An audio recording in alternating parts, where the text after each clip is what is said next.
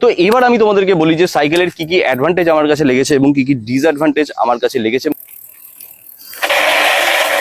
একটু down shifting দেখবো, বাহ দারুণ সুন্দর কিন্তু শিফট। তো দেখো একটা সব থেকে ভালো জিনিস হচ্ছে এখানে যে ক্যাসেটটা দেওয়া রয়েছে সেটা কিন্তু শিমানোর ক্যাসেট দেওয়া রয়েছে।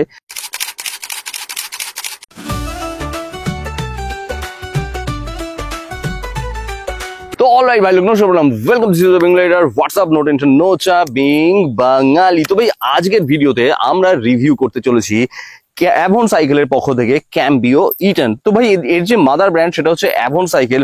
আর এই যে সাইকেলটা ভাই, এই সাইকেলটা মানে ভীষণই একটা ভালো সাইকেল, আমার একটা অন্যতম ফেভারিট সাইকেল বলতে পারো। এই বাজেটের মধ্যে, বাজেটটা কি রয়েছে সেটা তো তোমাদেরকে বলবো। আর কিন্তু তার আগে আমরা স্পেসিফিকেশন নিয়ে আলোচনা করে নিই যে এই সাইকেলের মধ্যে অ্যাকচুয়ালি কি কি দিচ্ছে, কি কি রয়েছে এই সাইকেলে, এবং সবশেষে আমরা প্রাইস নিয়ে কথা বলবো। আর প্রাইস নিয়ে যখন কথা বলবো তখন তোমরা নিজেরাই জাস্টিফাই করতে পারবে যে প্রাইসের সঙ্গে এর যে স্পেসিফিকেশন রয়েছে সেটা কতটা জাস্টিফাই করছে। তো সবার প্রথমে আমরা কথা বলি সাইকেলের ফ্রেমকে নিয়ে। তো এইটাই দেখতে পাচ্ছ যে সাইকেলের যে ফ্রেম রয়েছে সেটা 6061 অ্যালুমিনিয়াম অ্যালয় দিয়ে তৈরি। তো এর যে কালারটা রয়েছে সেটা দেখতে পাচ্ছ এখানে কিন্তু বেশ একটা সুন্দর অ্যাট্রাকটিভ একটা গ্রে কালারের মধ্যে দিয়ে এই সাইকেলটা এসে, যার মধ্যে একটুখানি গ্রিনের একটু ছোঁয়া রয়েছে। আর এই যে পুরো সম্পূর্ণ যে কালারটা সেটা কিন্তু ওয়াটার ডিকে কালার, অর্থাৎ এখানে কিন্তু কোনো রকম স্টিকারিং করা নেই, এই সম্পূর্ণটা ওয়াটার ডিকে কালার। সাইকেলের স্টিকারিং এর প্লেসমেন্টও খুব সুন্দর। কিন্তু সাইকেলের মধ্যে আমরা পেয়ে যাচ্ছি ইন্টারনাল কেবল রাউটিং। সাইকেলের ফ্রেমের সাইজের কথা যদি আমরা বলি, দেখো এই যে সাইকেলটা রয়েছে সাইকেলের ফ্রেম তিনটে সাইজে কিন্তু অ্যাভেলেবেল, 16.5, 17.5 আর 18.5। তো জেনারেলি এই যে সাইকেলের ফ্রেমটা সেটা কিন্তু 16.5। 26 যে সাইকেলের টায়ার গুলো হচ্ছে, তো সেই সংক্রান্ত যে ফ্রেম গুলো আসছে সেটা কিন্তু 16.5 ফ্রেমে কিন্তু আসছে। 27.5 এর টায়ার যদি তুমি সেক্ষেত্রে নাও তাহলে 17.5, আর 29 এর যদি টায়ার তুমি নাও সেক্ষেত্রে 18.5 এর সাইজের ফ্রেম কিন্তু পাবে। অর্থাৎ তিনটে ডিফারেন্ট সাইজের ফ্রেমে কিন্তু তুমি এই সাইকেলটা পেয়ে যাচ্ছ। অ্যাজ এ ওয়েটের কথা আমি যদি বলি ভাই, মানে ভীষণই লাইট ওয়েট। মানে যারা অ্যালুমিনিয়াম অ্যালয় 6061 অ্যালয় ইউজ করো বা যারা করেছো বা যারা ট্রাই করেছো, তো তারা নিশ্চয়ই জানো যে এটা কতটা লাইট ওয়েট। তো এরপরে আমরা চলে আসবো সাইকেলের ব্রেকিং এর দিকে। তো দেখো সাইকেলের যে ব্রেকিং সিস্টেম রয়েছে সেটা হচ্ছে ডুয়াল মেকানিক্যাল ব্রেক রয়েছে। তো ব্রেকের পারফরমেন্স তো আমরা একটুখানি অবশ্যই চেক করব। তো এই মুহূর্তে আমরা যে কাজটা করতে চলেছি সেটা হচ্ছে সাইকেলের কিন্তু ব্রেকিং টেস্ট করতে চলেছি। আর তাহলে চলো দেখা যাক। এই লেভেলের ব্রেক রয়েছে কিন্তু। তো এই মুহূর্তে আমার কাছে যে সাইকেলটা অ্যাভেলেবেল রয়েছে সেটা কিন্তু 26x2.10 টায়ারে অ্যাভেলেবেল রয়েছে। আর সামনে পেছনে আমরা কিন্তু দুটোতেই কেন্ডার টায়ার দেখতে পাই। সাইকেলের রিমের কথা যদি আমরা বলি, এখানে কিন্তু ডবল ওয়ার্ল্ড অ্যালয় রিম কিন্তু আমরা এই সাইকেলে দেখতে পাচ্ছি।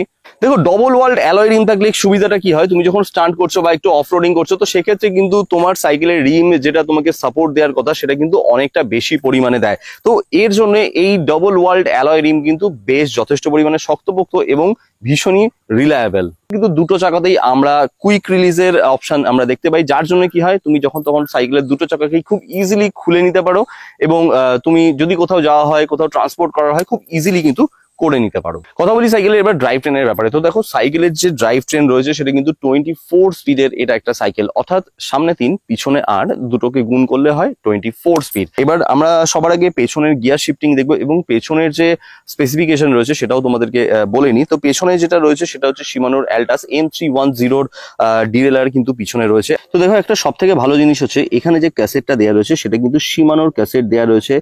আর এটা হচ্ছে শিমানোর হাইপার গ্লাইডের CS8G200 মডেলের কিন্তু এখানে আমরা কিন্তু ক্যাসেট সিস্টেম দেখতে পাই। আর এটার একটুখানি কিন্তু আমরা শিফটিং দেখে নেব। তো সবার আগে সাইকেলের কিন্তু আপ শিফটিং করে দেখি। তো দেখো সুন্দর এরকম কিন্তু শিফটিং এখনো পর্যন্ত আমরা দেখতে পাচ্ছি, খুব সুন্দরভাবে কিন্তু নেমে যাচ্ছে। তো এবার আমরা ডাউন শিফটিং দেখব। সুন্দর উঠে গেল, সুন্দর সুন্দর সুন্দর সুন্দর এবং সুন্দর, বাহ খুব সুন্দর রকম কিন্তু এর মধ্যে আমরা শিফটিং দেখতে পেলাম। তো সামনের দিকে আমরা কিন্তু এখানে প্রো হুইলের ক্র্যাঙ্ক সেট দেখতে পাই, যেটা কিন্তু বেশ ভালো একটা জিনিস। দেখো এই বাজেটের মধ্যে প্রো হুইলের ক্র্যাঙ্ক সেট দিচ্ছে এবং তার সাথে সাথে কিন্তু এখানে কিন্তু এটা যে প্যাডেলটা দেখতে পাচ্ছ এটা কিন্তু অ্যালয় প্যাডেল। যদি ফ্রন্ট ডিরেলারের কথা বলি তাহলে কিন্তু শিমানো TY500 ডিরেলার কিন্তু আমরা ফ্রন্টে দেখতে পাই। আর তো এবার চলো একটুখানি এর শিফটিং ক্যাপাসিটি কিরকম আছে সেটাও একটুখানি দেখে নেওয়া যাক। তো এবার আমরা সামনের দিকের একটুখানি শিফটিংটা দেখে নিই।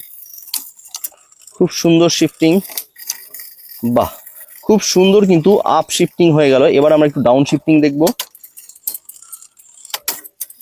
বাহ, দারুণ সুন্দর কিন্তু শিফটিং হয়ে গেল।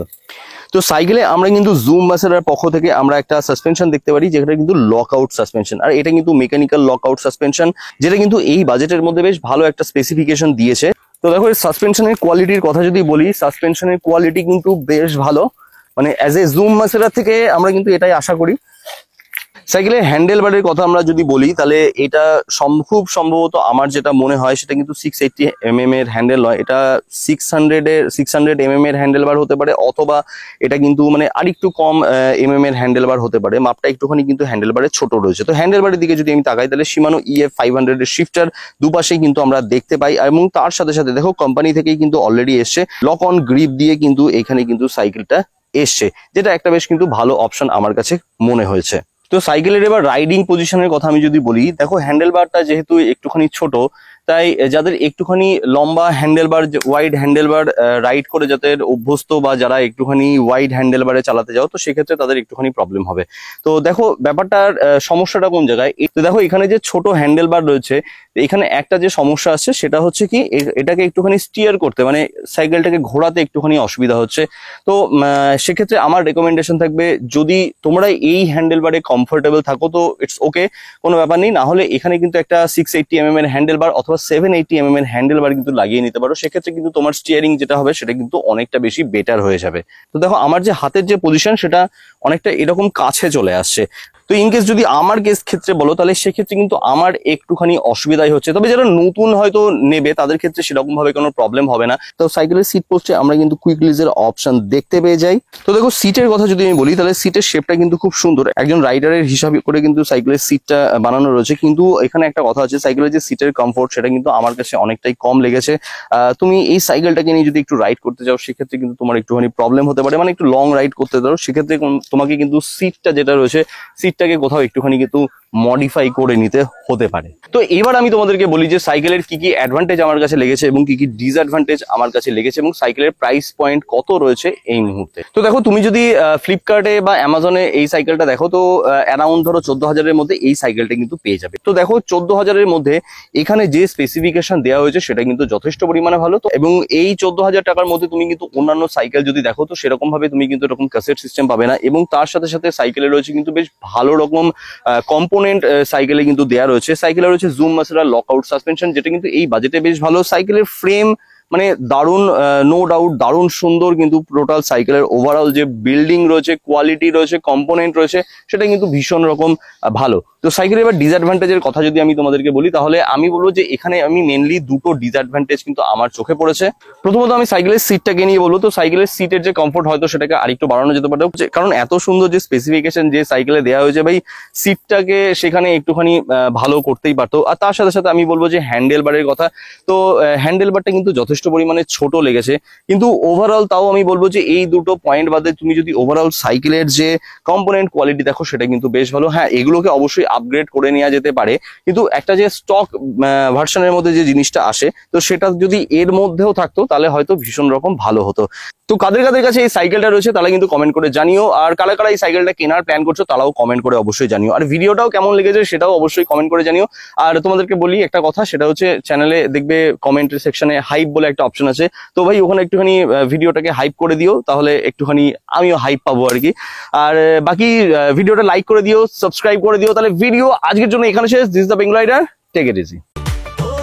একজন বাঙালি চলে মাটি পথে পথে, চোখে তার ভরা